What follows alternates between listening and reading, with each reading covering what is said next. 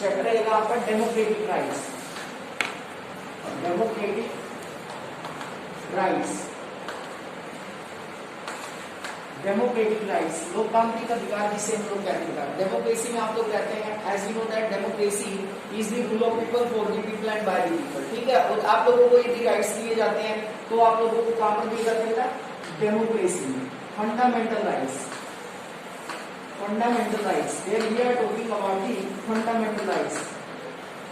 In the beginning of the constitution, how fundamental rights that we have to enjoy? Seven fundamental rights. But at present, six fundamental rights. Which rights that I have to be written all these names? The first is right to equality. The first is right to equality. समानता का अधिकार जिसे हम लोग कहते हैं, इसका जो डिस्क्रिप्शन दिया गया आर्टिकल 14 से लेकर आर्टिकल 18 में दिया गया, right to equality.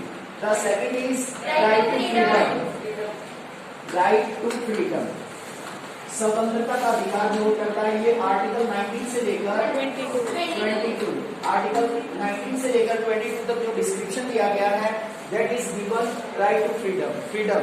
And the third right is right against exploitation, शोषण के विरुद्ध अधिकार जिसे हम लोग कहते हैं एक्सप्लॉइटेशन, शोषण के विरुद्ध अधिकार। इसमें two articles 23 and 24, there are mainly two articles, article 23 and 24। इनके बारे में तो मैं बता भी देता हूं बेटा आप लोगों को। 23 में क्या होता है? बैन ऑन ह्यूमन ट्रैफिकिंग, जो मानव की खरीद बेच होती है बेटा, उसके ऊपर बैन लगाने के लिए जो आर्टिकल है वो कौन सा है? 23। और force labour, ban on force labour, जिसे हम लोग बेगार कहते हैं, taking work without paying money, किसी व्यक्ति से हम लोग काम करा लेते थे लेकिन उसके बदले में हम पे नहीं करते थे बेटा, उसे हम लोग बोलते थे बेगार। लेकिन खड़े होना, बताना 23 आर्टिकल किससे रिलेटेड है बेटा? Article 23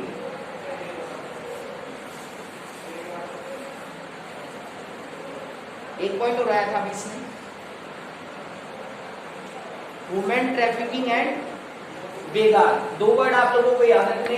and article 24 is related to ban on child labour, child labour below 14 year of children that we have to be taking work, so that article have to be ban on child labour. जो article 24 है बेटा वो child labour के ऊपर ban लगाता है। आप लोग देखेंगे हमारे देश में छोटे छोटे बच्चे जिनकी एज 14 ईयर से कम होती है, वो बच्चे आपको कई जगह पर काम करते हुए नजर आएंगे। तो कानूनन क्या बेटा, वो बैन लगाया गया है आर्टिकल 24 के द्वारा। भाई ऐसा कराना एक इलीगल एक्ट होता है बेटा, कोई भी व्यक्ति यदि ऐसा कराएगा तो ये गैर कानूनी समझा जाता है।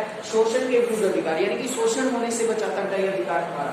उसके बाद नेक्स्ट है इसमें right to religious freedom, right to religious freedom, धार्मिक स्वतंत्रता का जो अधिकार है, धर्म की स्वतंत्रता का अधिकार। वैसे तो जनरली हम लोग इंडिया को एक सेक्युलर स्टेट मानते हैं, तो यहाँ पर हमें धार्मिक स्वतंत्रता का भी अधिकार मिलेगा। इसमें आपके आर्टिकल हमारे 25 से लेकर 28, there are many more article that have to be given in the fundamental rights. Right to religion या रिलीजियस फ्रीडम, ठीक है बेटा, धार्मिक स्वतंत्रता का अधिकार, यानी कि धार्मिक मामलों में हम लोग स्वतंत्र हैं, किसी भी धर्म को अपनाने की, उसका प्रचार करने की, ठीक है, धर्म के नाम पर हमें टैक्स पे करने की, ये हमें फ्रीडम दी गई है कंप्लीट रूप से। तो इसको बोल देते हैं हम लोग राइट टू रिलीजियस फ्रीडम, धार्मिक स्वतंत्रता का अधिकार जिसे हम लोग कहते हैं। तो ये बेटा हमारा fourth fundamental rights. The fifth is cultural and educational right, cultural and educational right, सांस्कृतिक और शैक्षणिक अधिकार, जिससे हमारा कल्चर होता है, हमारी लैंग्वेज होती है, उसको प्रोटेक्ट करने का। ये जो राइट्स दिया गया है, ये राइट्स दिया गया माइनॉरिटीज ग्रुप को, जो कम संख्या में होते हैं, माइनॉरिटी ग्रुप। हिंदू तो मेजोरिटी में, ज्यादा संख्या हिंदुओं की, मुस्लिम है, सिख है, क्रिश्चियंस है, ये कम संख्या में है। तो माइनॉरिटी ग्रुप को आर्टिकल, ये दो आर्टिकल आते थे, आर्टिकल 29 और आर्टिकल 30। आर्टिकल 29 में तो जो माइनॉरिटी ग्रुप है उनको अपना कल्चर और अपनी लैंग्वेज को प्रोटेक्ट करने का अधिकार है, ठीक है, लैंग्वेज और अपना जो कल्चर होता है उसको प्रोटेक्ट करने का अधिकार है। एजुकेशनल इंस्टीट्यूशन भी सेटअप करने का अधिकार है जो माइनॉरिटी ग्रुप होते हैं आर्टिकल 30 के अकॉर्डिंग। आर्टिकल जो 30 है उसके अकॉर्डिंग जो माइनॉरिटी ग्रुप है वो अपने एजुकेशनल इंस्टीट्यूशन ओपन कर सकते हैं, उनको ये राइट्स दिए गए आर्टिकल 29 एंड 30। आपने सुना था मुस्लिम से जैसे उनके लिए अपने बच्चों के लिए स्पेशल स्कूल्स ओपन करते हैं मदरसे के नाम से, जिसको जाना जाता, सुना होगा ये तो। तो वहां पर क्या होता है बेटा, जैसे मुस्लिम्स है उनकी लैंग्वेज क्या है, तो यहाँ पर उनको अपनी लैंग्वेज बचाने का उर्दू भाषा वो लोग यूज करते हैं, ठीक है। तो वहाँ पर बच्चों को उर्दू लैंग्वेज वगैरह सिखाई जाती है पर्टिकुलर। तो ये कल्चर और अपनी लैंग्वेज को या फिर जो एजुकेशनल इंस्टीट्यूशंस होते हैं वो ओपन करने का राइट्स दिया जाता है only for the minorities group of the society. समाज में जो माइनॉरिटी ग्रुप होते हैं इसमें 2 ही आर्टिकल आते हैं। आर्टिकल 29 ये कहता है कि हमें अपनी संस्कृति को अपनी लैंग्वेज को प्रोटेक्ट करने का अधिकार है, इसको माइनॉरिटी ग्रुप होता है। दूसरा इसमें एजुकेशनल इंस्टीट्यूशंस ओपन करने का अधिकार है, जैसे मुस्लिम से उन्होंने मदरसे ओपन किया ताकि वो अपनी लैंग्वेज उर्दू को बचा सके, प्रोटेक्ट कर सके, भाई बच्चे उसको सीखेंगे तभी तो बनी रहेंगी, अन्यथा तो लोग भूल जाएंगे बेटा उसको। उसके बाद बेटा जो सबसे इम्पोर्टेंट राइट्स है, राइट टू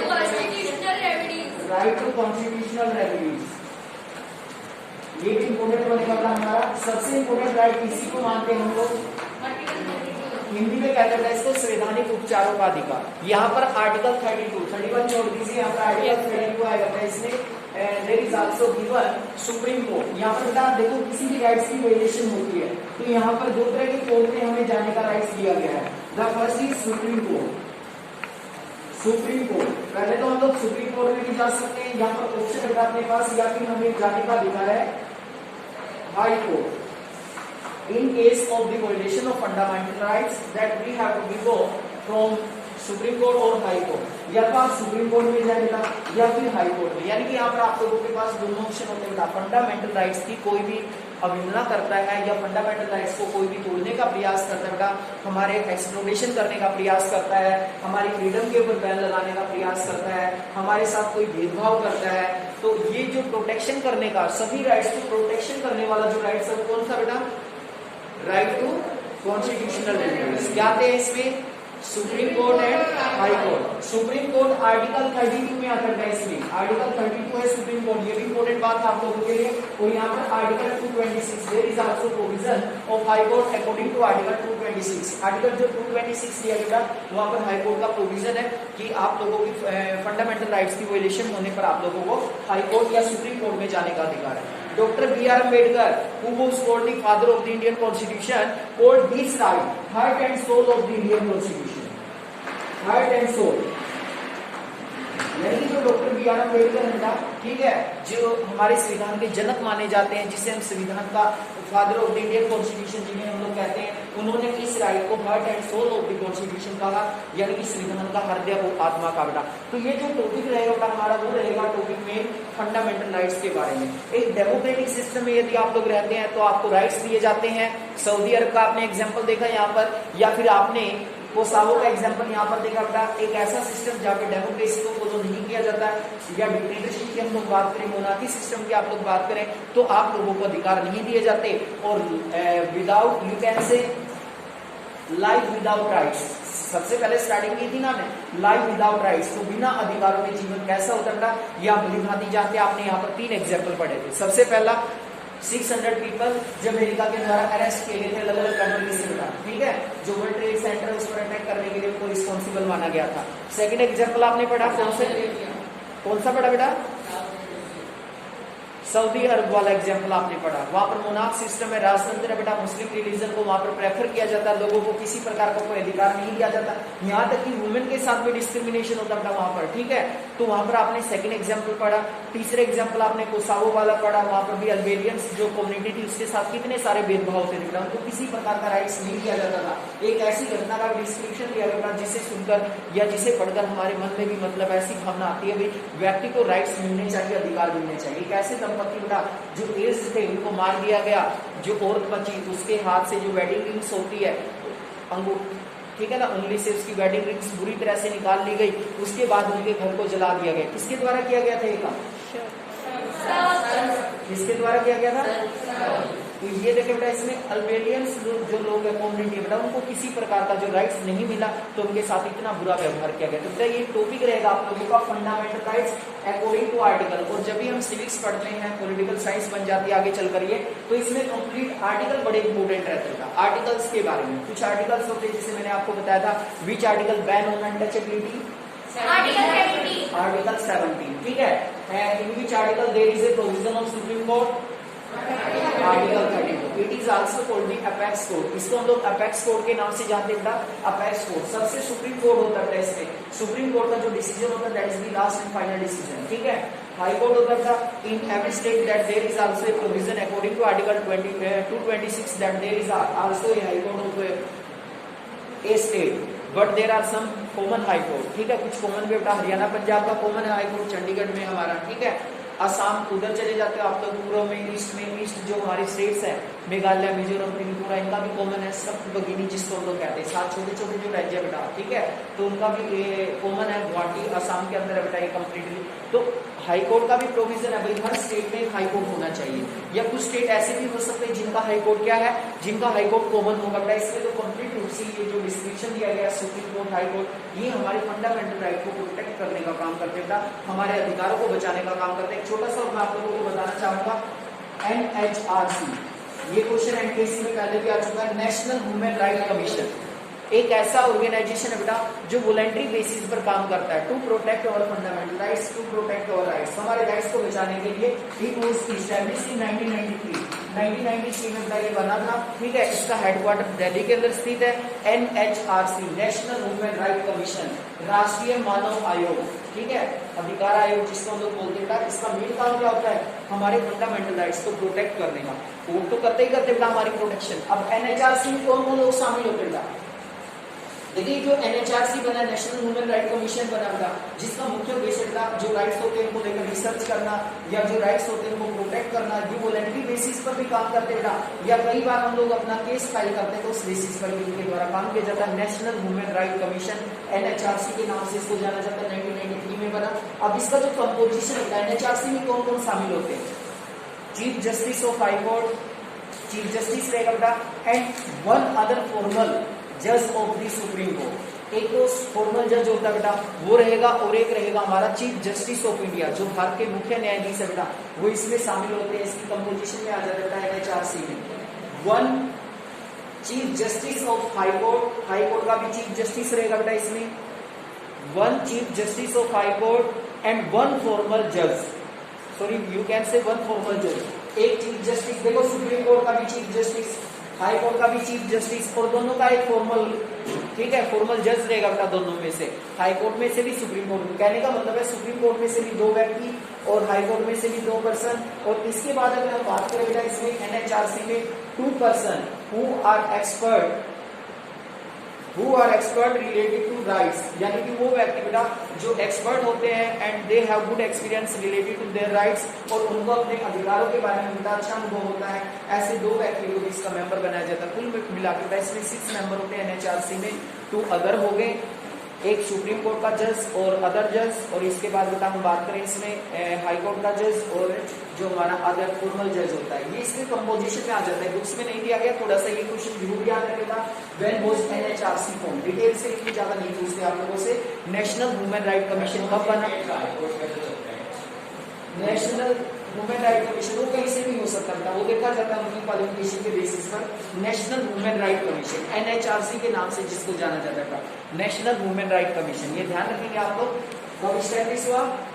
1993 में बना बेटा, जिसका मुख्य उद्देश्य है हमारे फंडामेंटल राइट्स को प्रोटेक्ट करना, हमारे अधिकारों को बचाना, हमारे अधिकारों की रक्षा करना। तो ये भी एक वॉलंटरी बेसिस पर एक ऑर्गेनाइजेशन बेटा, ये स्वयं भी कार्रवाई कर सकते हैं जब इसको पता लगता है कि वहां पर व्यक्ति के अधिकारों की अवहेलना हो रही है, या हम लोग केस फाइल करते हैं तो उस बेसिस पर भी कार्रवाई करता है, यानी कि हमें न्याय दिलाने का, हमें जस्टिस दिलाने का काम करता है।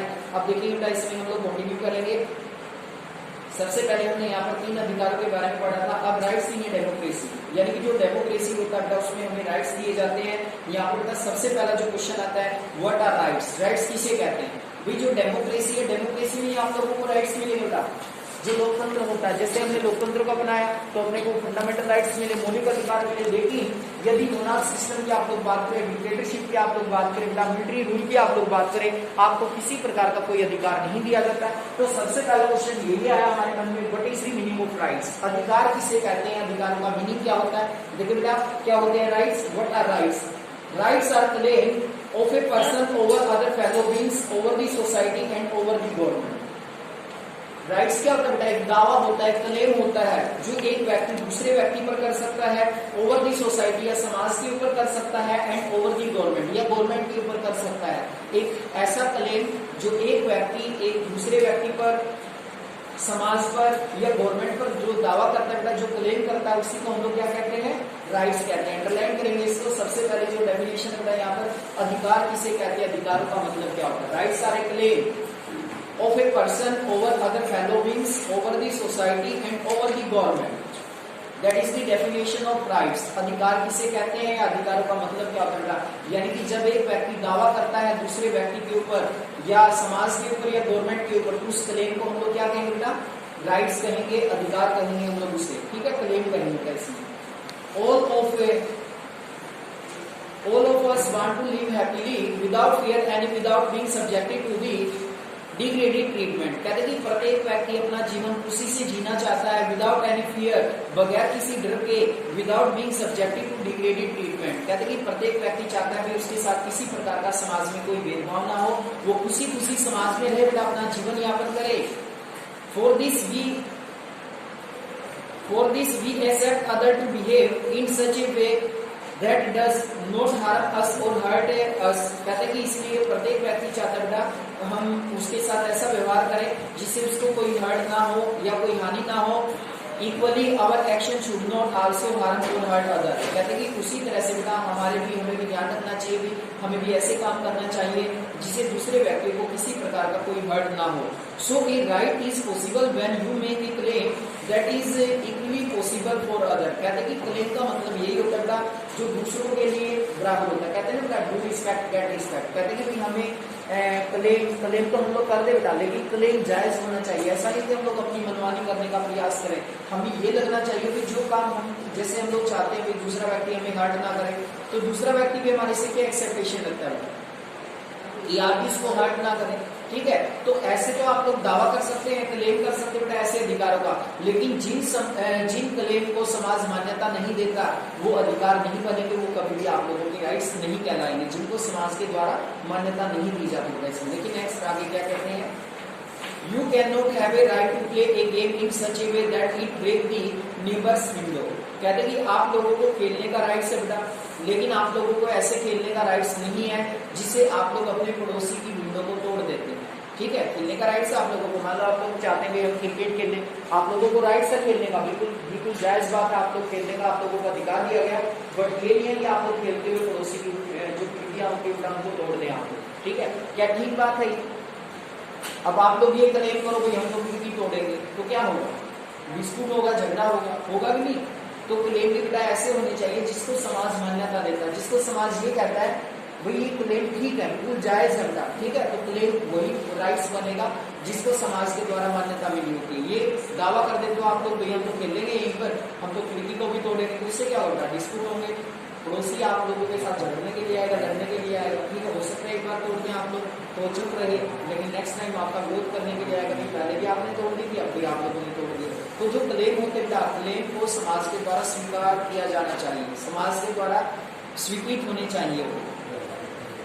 The Serb in Yugoslavia could not have claimed the whole country for themselves। कहते कि जो सरब थे बेटा यूगोस्लाविया में रहने वाले, वो ये क्लेम नहीं कर सकते कि पूरा देश उनका है, ठीक है। क्या क्लेम कर रहे थे वो तो लोग भाई पूरा देश हमारा है, ठीक है। क्या अच्छी बात थी बेटा? नहीं थी, क्योंकि वहां पर दूसरी जो अल्बेनियन लोग हैं, अल्बेनियन कम्युनिटी के लोग भी रहते थे। तो क्लेम हमारा ऐसा होना चाहिए जिसको समाज भी ठीक माने या समाज भी जिसको स्वीकार करेगा। ये claim we make should be reasonable. कहते हैं कि जो क्लेम हम लोग करते बेटा वो रीजनेबल होना चाहिए। They should be such that can not made available to other in an equal measure. Thus a right come with an obligation to respect other rights. कहते हैं कि हम अपने अधिकारों की जब बात करते बेटा तो हमें दूसरे के अधिकारों को भी रिस्पेक्ट करनी चाहिए, ठीक है ना। तो रिस्पेक्ट हम लोग करेंगे दूसरे के अधिकारों की, वो हमारे अधिकारों की रिस्पेक्ट करेगा। Just because we claim something, it does not become our rights. It has to be recognized by society we live in। कहते हैं कि हमारे क्लेम करने से बेटा कोई भी अधिकार, ठीक है, राइट्स नहीं बन जाएगा। हमारा कोई भी अधिकार है वो राइट्स नहीं बन जाएगा जब तक समाज उसको स्वीकार नहीं करेगा, जब तक समाज उसको मान्यता नहीं देगा। Rights acquire meaning only in society. Every society make certain rules to regulate our conduct. They tell us what is right and what is wrong. कहते कि समाज बेटा हमारे व्यवहार को देखता है और समाज ये भी बता देता है कि what is right what is wrong, कि हमारे लिए क्या ठीक है क्या गलत है। जिस समाज में हम लोग रहते हैं तो समाज हमारी आइडेंटिफिकेशन भी करने का काम करता है, भाई हमारे लिए क्या ठीक है क्या गलत है। That is why nation of rights That is why the notion of rights change from time to time and society to society. कहते हैं इसी कारण से बेटा जो अधिकारों के विचार होते हैं वो समय समय पर चेंज होते रहते हैं, टाइम टू टाइम चेंज होते रहते हैं बेटा। जो अधिकार होते हैं हमारे, ठीक है, कहीं ना कहीं उसमें चेंज आता रहता है, बदलाव आते रहते हैं। जैसे हमने कोई फंडामेंटल राइट्स बिगिनिंग में आप लोगों को पता है, राइट टू प्रॉपर्टी को इंक्लूड किया फंडामेंटल राइट्स में, ठीक है, मौलिक अधिकारों में। लेकिन एक ऐसा टाइम आया, कौन से अमेंडमेंट के द्वारा चेंज किया गया इसको? 44th अमेंडमेंट के द्वारा 1978 में जो अमेंडमेंट हुआ था उसके द्वारा हमने इसको रिमूव कर दिया। क्यों किया? क्योंकि इससे समाज में इनइक्वालिटी आने लगी थी बेटा, अमीर अमीर होता जा रहा था, गरीब गरीब होता जा रहा था, यानी कि जो डिस्टेंस था रिच और पुअर के बीच का वो बढ़ता जा रहा था। तो जो अधिकार होते हैं ना उस समय के हिसाब से चेंज भी होते रहते हैं, उनमें हम लोग बदलाव भी करते रहते हैं। फंडामेंटल राइट्स से इसको हमने कौन से राइट्स में रखा? लीगल राइट्स में, ठीक है। लीगल राइट्स में आर्टिकल 300A में इसको प्रूव कर दिया था, फंडामेंटल राइट्स से इसको रिमूव कर दिया। तो अधिकार होते हैं तो उस समय के साथ साथ या समाज, अलग अलग तरह के समाज होते हैं तो उसमें जो राइट्स होते हैं वो चेंज होते रहते हैं, वो बदलते रहते हैं समय के साथ साथ। फिर आर्टिकल 31 में क्या है? That the 100 years ago anyone who said that women should have right to vote would have sounded strange. Today not guaranteed them vote in Saudi Arab appears strange. कहते बेटा जो औरतों को पहले वोट डालने का राइट्स नहीं मिलता था वो हमें अजीब लगता था, बिल्कुल स्ट्रेंज सी बात लगती थी। औरतों को वोट डालने का राइट्स नहीं था पहले।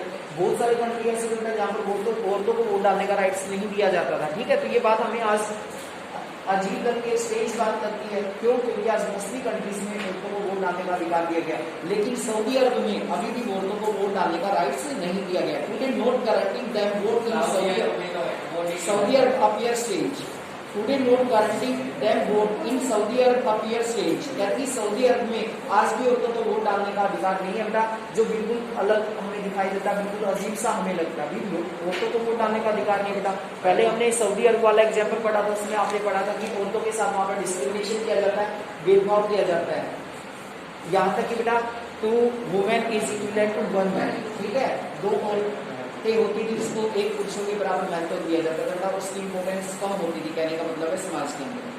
When the socially recognized claims are written in law, they acquire real force, otherwise they remain merely as natural or moral rights. कहते हैं कि जब किसी भी अधिकार को बेटा कानून में लिख दिया जाता है, यानी कि रिटर्न कर दिया जाता है उसे कानून के रूप में, तो उसे प्रोटेक्ट करना भी बहुत जरूरी होता है, ठीक है। हमने कोई राइट्स बना दिए, ठीक है, देखो सारे के सारे राइट्स हैं, लेकिन उनको कानूनन प्रोटेक्शन भी तो मिली है बेटा नीचे की तरफ। वही संविधान में किसी भी अधिकार की वायलेशन होती है उनको बचाने का जो काम है वो हमारी जुडिशरी करती है, यह हमारे कोर्ट के द्वारा किया जाता है। कहने का मतलब होता है जो राइट्स होते हैं, राइट्स को यदि हम लोग इम्प्लीमेंट करना चाहते हैं समाज में, वो तभी सक्सेस होंगे जब उसके पीछे कानून का फियर रहेगा, कानून का डर रहेगा। अब अपने को ये पता है कि हम किसी की फ्रीडम को छीनने का प्रयास करेंगे, भाई वो व्यक्ति हमारे ऊपर केस कर देगा और हमें सजा हो सकती है, पनिशमेंट हो सकती है।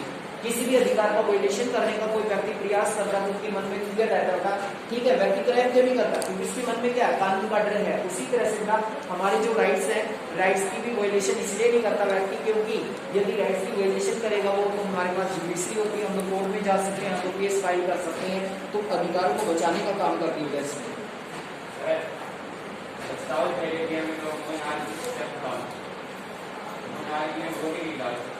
आप वो बताते रहे ना तब आपको वोट डालने का अधिकार नहीं है औरतों को, तभी तो नहीं है वोट डालने का अधिकार, ठीक है। क्योंकि वहाँ पर मोनार्क सिस्टम को फॉलो किया जाता है, वहाँ पर राजतंत्र है आज भी वहाँ पर, ठीक है। इलेक्टेड रिप्रेजेंटेटिव नहीं है वहाँ पर, लोगों को वोट डालकर नहीं चुना जाता, ठीक है। तो वोट डालने का अधिकार ही नहीं है वहाँ पर। हाँ, वहाँ पे नहीं होता वोट डालने का। इलेक्टेड तो होते हैं, वो तो हेरिडिटरी चलते हैं, वंशवाद चल रहा वहाँ वन बाय वन, ठीक है। राजा है, राजा के बाद उसका बेटा, उसके बाद उसका बेटा, कंटिन्यूटी में रहते हैं। उसके बाद है इसमें The prisoner in the Guantanamo Bay had a moral claim not to be tortured or humiliated. कहते हैं कि जो prisoner बेटा जिनको गुआंतनामो बे में बंदी बनाया गया था, ये एक हमारा नैतिक दावा था, वही ये मानवता के खिलाफ है कि उनको टॉर्चर नहीं किया जाना चाहिए। वही हम लोग मानते थे नैतिक रूप से कि उन लोगों को टॉर्चर नहीं करना चाहिए, उन लोगों को यातनाएं नहीं दी जानी चाहिए। But they could not go to anyone to enforce this claim. And when law recognize some claim, they become enforceable. कहते कि जब कानून में कुछ राइट्स आ जाते हैं तो उनको लागू कर दिया जाता है। We can then demand their application when fellow citizen or government do not respect these rights. We call it violation of infringement of our rights. कहते कि जब भी हमारे अधिकारों की अवहेलना होती है, ठीक है, नागरिकों की या गवर्नमेंट के, तो एक तरह से उसे इन राइट्स को बचाने का अधिकार है। In such circumstances citizen can approach court to protect their rights. कहते हैं कि ऐसी स्थिति में जो नागरिक होते हैं अपने अधिकारों को बचाने के लिए कहाँ जा सकते हैं? कोर्ट में जा सकते हैं, अदालत में जाने का अधिकार होता है। So if you want to call any claim a right it have three quality. कहते हैं कि जब हम किसी भी क्लेम को राइट्स कहते हैं उसमें तीन क्वालिटी होनी चाहिए। कौन कौन सी? राइट्स आर रीजनेबल, जो राइट्स होते हैं वो रीजनेबल होने चाहिए। Of a person recognised by society, समाज के द्वारा उसको मान्यता मिलनी चाहिए। एंड सैंक्शन बाय लॉ, और कानून के द्वारा उसको सैंक्शन किया जाना चाहिए। भाई अधिकार यानी कि जो हम क्लेम करते हैं उस क्लेम को हम लोग एक राइट्स तभी मानेंगे जब क्या करें, उसको लोगों के द्वारा उसको, यानी कि इसमें 3 पॉइंट्स आते हैं, 3 फीचर इसकी आती हैं। राइट्स है वो रिजनेबल होने चाहिए जिससे लोगों के द्वारा स्वीकृति मिले। दूसरा बेटा इसमें रिकॉग्नाइज बाय सोसाइटी, समाज भी उनको मान्यता दे। और तीसरा बेटा इसमें सैंक्शन बाय लॉ, और कानून के द्वारा उनको सैंक्शन किया जाए। ठीक है, यानी कि कानून उनको प्रोटेक्ट करने का काम करे। तो ऐसे क्लेम को ही हम लोग राइट्स बना सकते हैं जो रिजनेबल होता है, जिससे समाज स्वीकार करता है। और उसके बाद इसमें सैंक्शन बाय लॉ, जिससे कानून की मान्यता प्राप्त होती है, कानून के द्वारा सैंक्शन किया जाता है, जिसको बेटा कानून के द्वारा उसको प्रोटेक्ट करने का काम किया जाता है। तो ऐसे ही राइट्स को हम लोग क्या कह सकते हैं? ऐसे क्लेम को, ऐसा जो क्लेम होता है हमारा, उसी को हम लोग राइट्स कह सकते हैं जो रीजनेबल होता है, जिसे समाज के द्वारा रिकॉग्नाइज किया जाता है। सैंक्शन कौन करता है उसको? कानून के द्वारा। तो यहाँ पर कानून का भी तो फेयर रहेगा हमारे मन में। ये हमने राइट्स दे दी, मान लो कोई कानून ही नहीं है, इनको प्रोटेक्ट करने वाले कोर्ट नहीं है, जुडिशरी नहीं है, तो लोग एक दूसरे की राइट्स की रिस्पेक्ट ही नहीं करेंगे, वो एक दूसरे की वायलेशन करने का प्रयास करेंगे राइट्स की। तो यहाँ पर हम कंप्लीटली बात करते हैं तो राइट टू कॉन्स्टिट्यूशनल रेमेडीज, इसमें हमारे कोर्ट्स आते हैं, सुप्रीम कोर्ट, हाई कोर्ट। तो ये कोर्ट हमारे फंडामेंटल राइट्स को प्रोटेक्ट करने का काम करते हैं, बचाने का काम करते हैं। तो यहाँ पर आपको कंप्लीटली देखेंगे जो राइट्स होते हैं